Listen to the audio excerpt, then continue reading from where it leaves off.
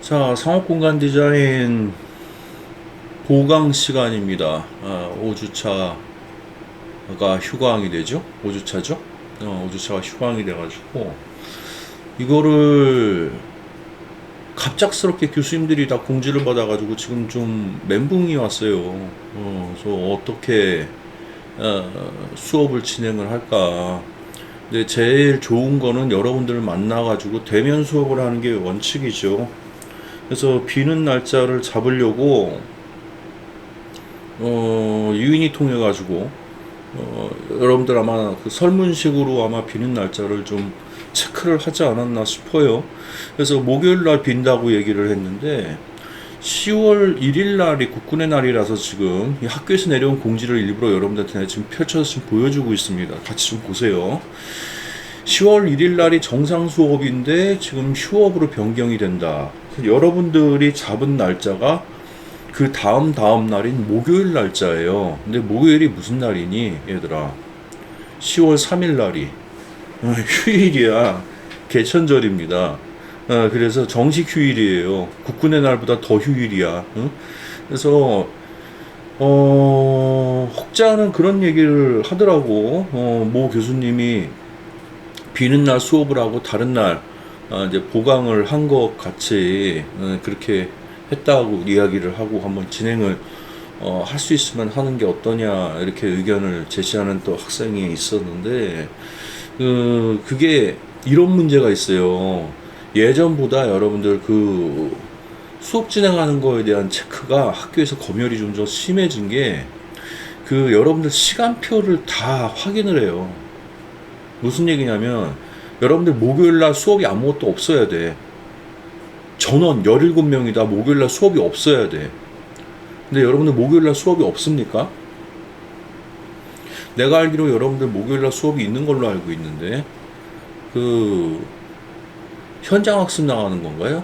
그 수업이 있잖아요. 그쵸? 그럼 시간표가 겹치는 거야. 여러분들이 그날 안 가더라도 시간표가 있으면 안 되는 거야. 이해가 가시죠? 그래서 그거 여부의 출석이랑 다 체크를 동시에 다 한대요. 그래서 그게 이제는 안 된대. 쉽지가 않은 상황인 거야. 자, 그래서 여러분들이 목요일 날 외에는 만날 수 있는 날이 결국엔 뭐 주말이나? 여러분 또 주말도 바쁘잖아요. 근데 주말은 더더욱 말이 안 되는 거고, 학사 일정이 포함이 안 되는 날이고요. 그러니까 다른 날짜에 만날 수 있는 게 없어요. 여러분 또 아르바이트도 있고. 저녁 때도 여러분 또 알바하고 뭐하고 불가하잖아. 그래서 결국에는 그러면 2차 방법이 뭐냐. 대면 수업이 안 되니까 여러분들이 흔히 생각하는 줌 수업이야. 줌 수업인데 여기 보세요. 원격 수업 진행을 원칙.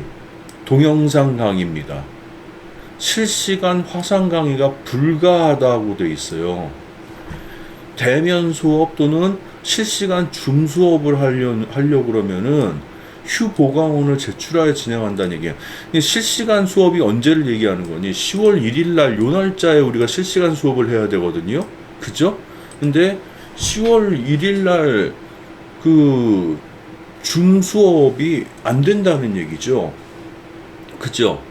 그 언제까지 강의 자료를 올리라고 지금 얘들이 야 미안합니다. 학교가 요구를 했냐면은 9월 27일까지야. 그럼 날짜를 한번 보자고. 9월 27일이 언제냐면은요. 오늘 교수님 지금 14일 날 녹화를 하고 있어요. 이렇게 빨리 움직이고 있어. 어저께 내가 유인이 통해서 여러분들 비는 날짜 확인하고 그랬습니다. 추석 아직 안 됐어요. 추석을 앞둔 14일 날 녹화를 하고 있습니다. 자, 다시 얘기할게. 9월 27일 날 강의 자료를 제작하고 탑재하라고. 이게 마감 날짜야. 여기가요. 근데 이게 추석주고 한번 보자고. 우리가 24일 날 수업하게 돼 있거든. 24일 날 수업인데 27일 날 동영상이 마감이야. 그러면은 한번 생각을 한번 해봐. 이 동영상을 올리려면 하루 정도는 이 여유가 좀 있어야 되겠죠. 여러분 줌으로 수업하듯 뭐 했다고 치더라도. 근데 줌으로 수업했다고 칩시다. 그러면 24일 날 수업하고 그 다음 날이에요. 이날까지 여러분들 뭘 만들어낼 수 있어? 하루 만에 뭐 할 수 있습니까? 2주에 교수님이 뭐 과제를 내줬어. 근데 여러분 하루 만에 해결할 수 있어요? 27일까지 마감이라니까요. 이게 안 된다는 얘기죠. 그러니까 저 결국에는 줌 수업을 지금 하지 못하게 되어 있는 상황이에요. 그래서 결국 이게 맞아. 동영상 강좌를 지금 찍을 수밖에 없어요. 대략 이해가 가시죠? 1시간은 최소 25분 이상의 컨텐츠 재생을 할 수 있게끔 그렇게 해야 된다라고 돼 있는데, 뭐 이거를 철두철미하게 아마 지키지는 않을 겁니다. 25분 이상, 20분에서 25분 정도면 되지 않을까 싶고, 그래서 어떤 거를 여러분들한테 동영상으로 제작을 하지 하고 내가 고민을 했다가, 내 스스로 참, 뭔 생각하고 있는 거야 라고 좀 스스로 좀 한심하게 느꼈던 게, 내가 여러분들 자료를 배포를 했잖아. 500페이지 되지 않습니까? 그죠? 그 자료를 갖다가 설명할 수 있는 시간이 솔직히 여유가 주어지지 않았어, 수업 시간에.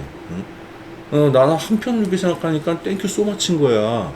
그거를 설명을 할 수 있는 시간을 나한테 주어진 거예요. 그거 얼마나 좋습니까? 그래서 지금 동영상 강좌를 찍는 거에 대해서 내가 지금 마음이 좀 바뀌었어요. 처음에 좀 답답했거든. 애들 만나가지고 니들 컨펌을 빨리빨리 해줘야 되는데, 응? 근데 컨펌의 기준이 되는 이미 지금 데이터는 여러분들 다 뿌려놨고요.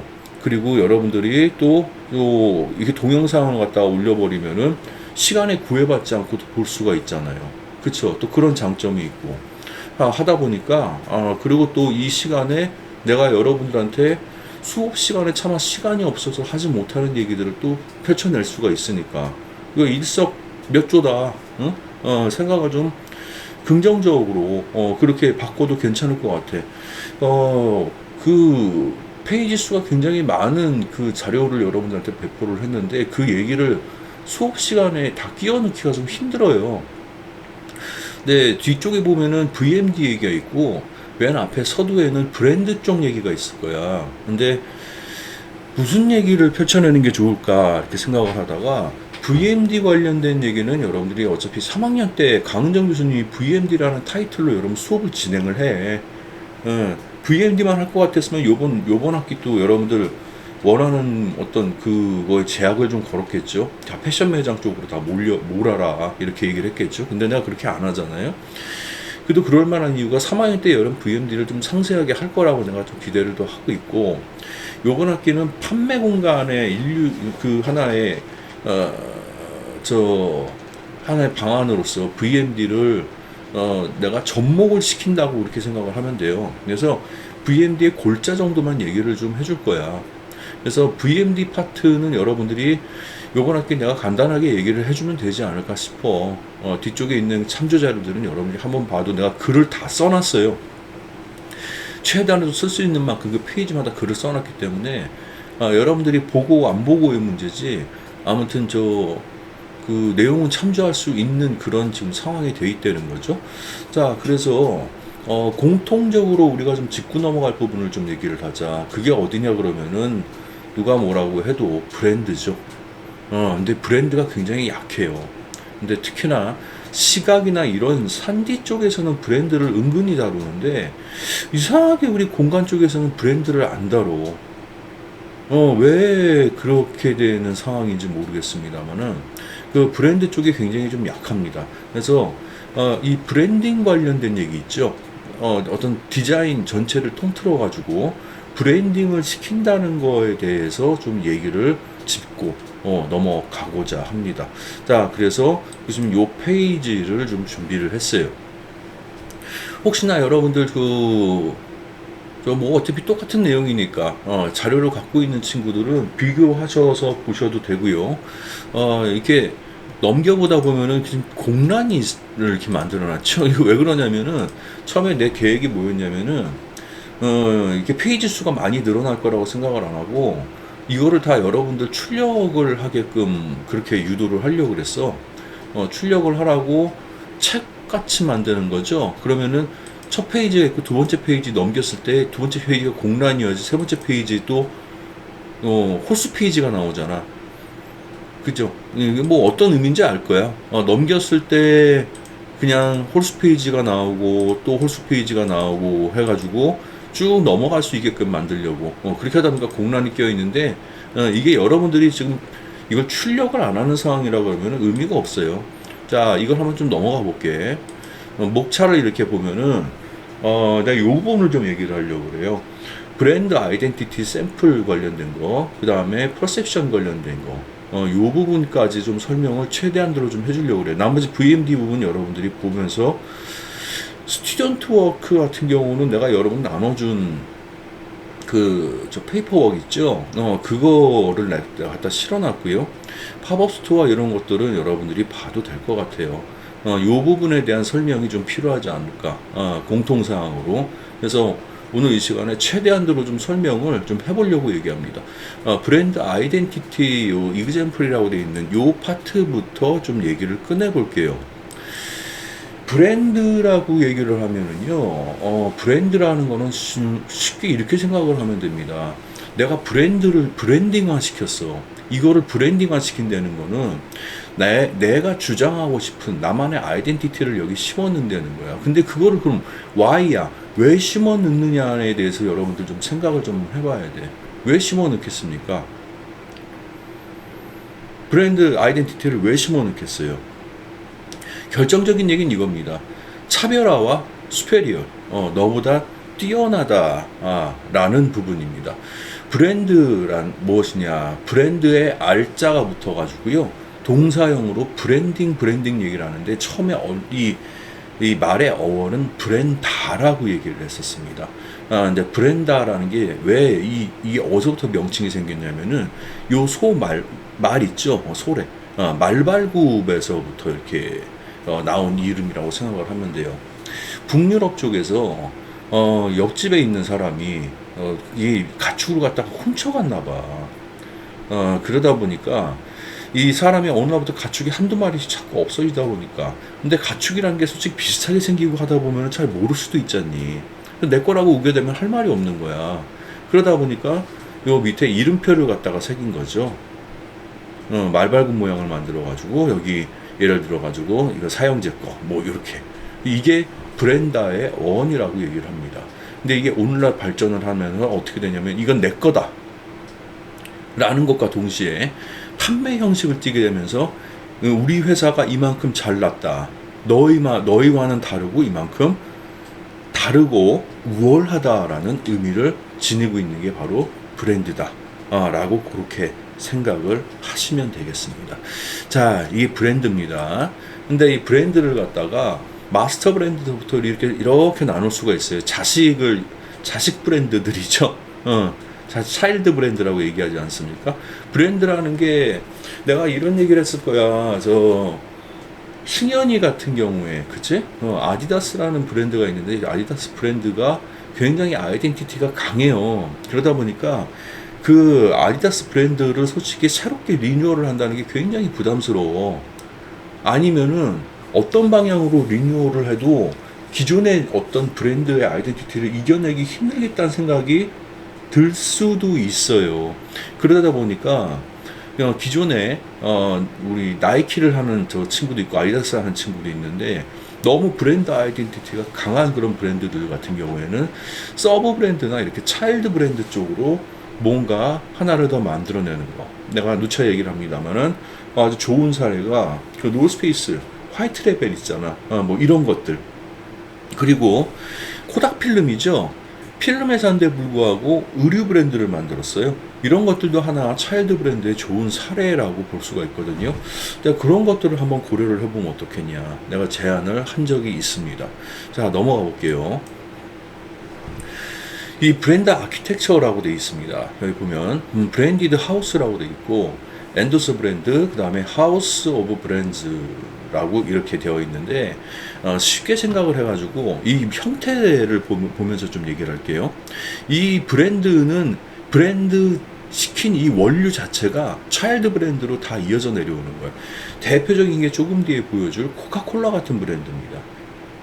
코카콜라는 어떤 거를 갖다가 상품을 내놓든지 간에 코카콜라라는 그 원류라는 명칭을 그대로 달고 있죠. 이런 것들은 브랜디드 하우스라고 얘기를 합니다.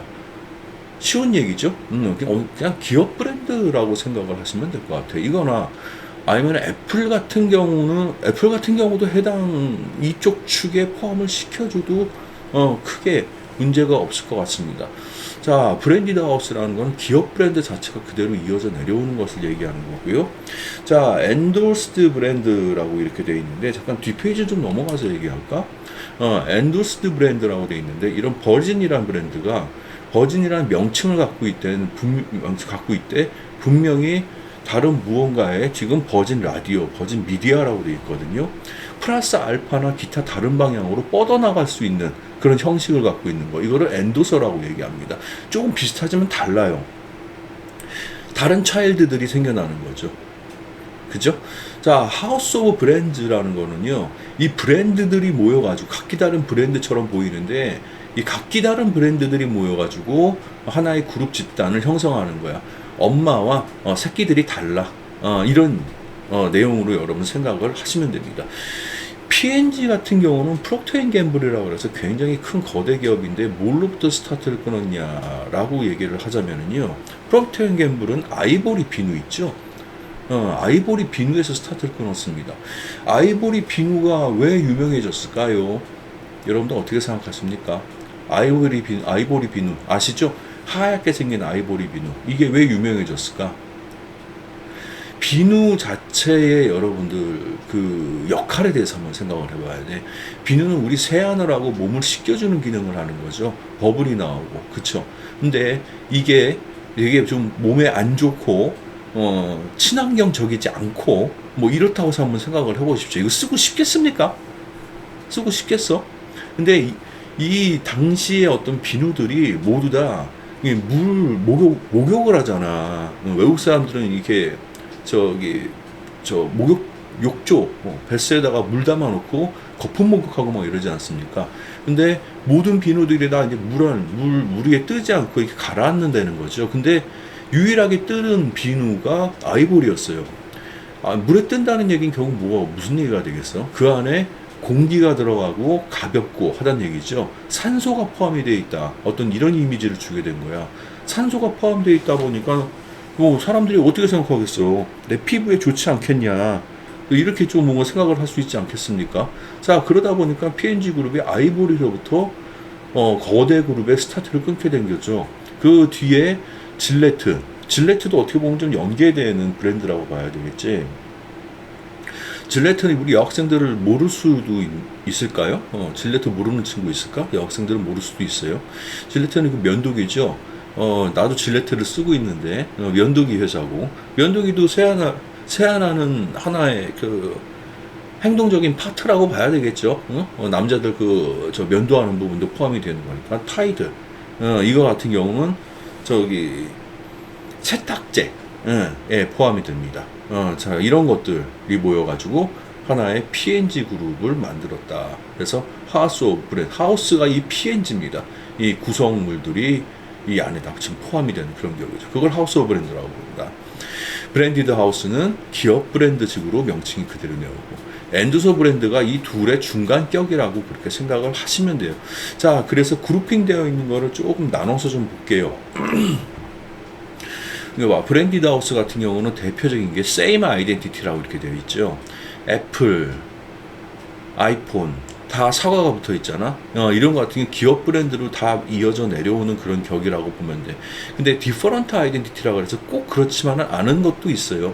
현대 자동차, 이 로고가 다르죠.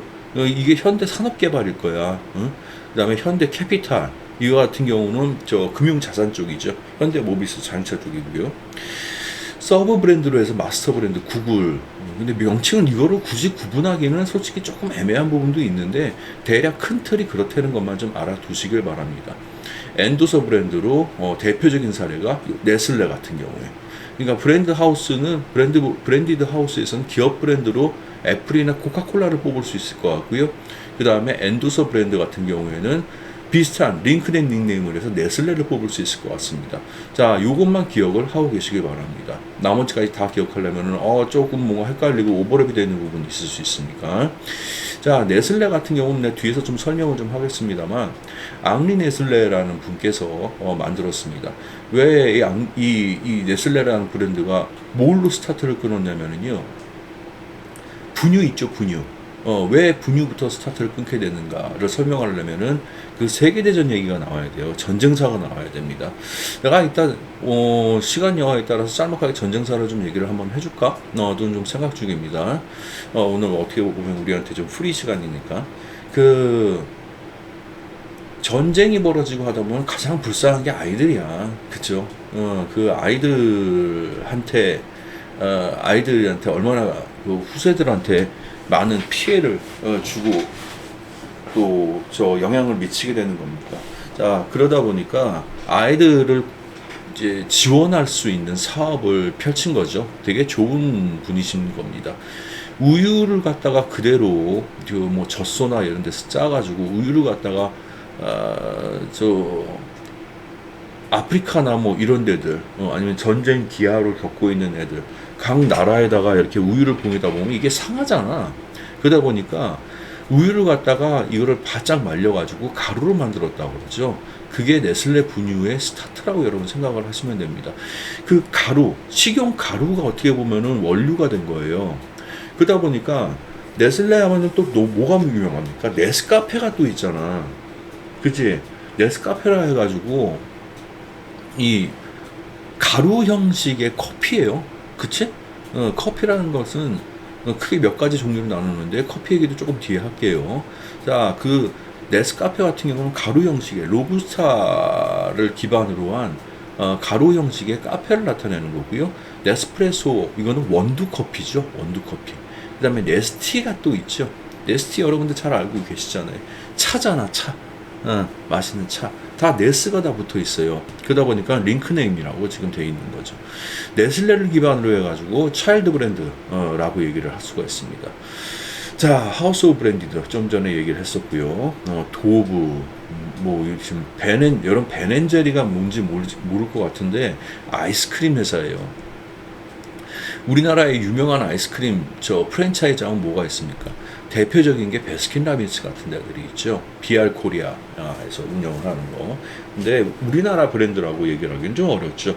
그러니까 수입 원사가 따로 있고, 이제 저 어디서 관리를 하는 건가? BR 코리아가 SPC 거죠. 그쵸?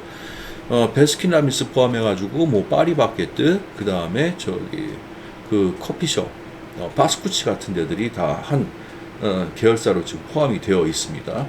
SPC 그룹에서 하는 거고, 그 다음에 CJ 그룹에서 관리를 하는 게 대표적인 게 그 빵집, 저기 파리바게뜨와 소위 맞대응하는 거기 이름이 갑자기 생각이 안 나냐? 뚜레쥬르죠. 아, 머리가 점점 굳어가는 것 같아요. 이게 뭐 뭔가 생각이 잘 안 나. 여러분들도 내 나이 되면 이해를 할 겁니다. 자, 그 뚜레쥬르 같은 경우에는 파리바게뜨보다 지금 매장 수도 훨씬 작고, 원래 포지셔닝 자체가 뭐 파리바게뜨보다는 고급 그 베이커리를 지향을 했어요. 그러다 보니까 아무래도 그 단가나 이런 것들이 다 높고, 그리고 2위 브랜드로서의 그 자리를 지키려고 하는 그 어떤 의도가 보여. 파리바게뜨를 이기고자 하는 어떤 그 의지가 보여지지는 않습니다. 파리바게뜨 같은 경우는 매장 규모도 엄청나게 많을 뿐더러 지금 해외에도 진출을 많이 했죠. 그래서 지금 뭐 어마어마하게 아무튼 그 입지를 펼쳐나가고 있는 그런 상황입니다. 자, 지금 코카콜라랑 펩시콜라 얘기를 좀 덧붙여 볼게요. 스타트를 여기서부터 끊어 나가는 게 옳을 것 같습니다. 그래서 콜라 브랜드에 대해서 얘기를 펼쳐나갈 건데, 요거부터 2교시의 타이밍에 좀 시작을 하겠습니다. 일단 첫 번째 시간은 여기까지 정리를 할게요. 두 번째 시간부터 브랜드 얘기를 좀 본격적으로 해봅시다.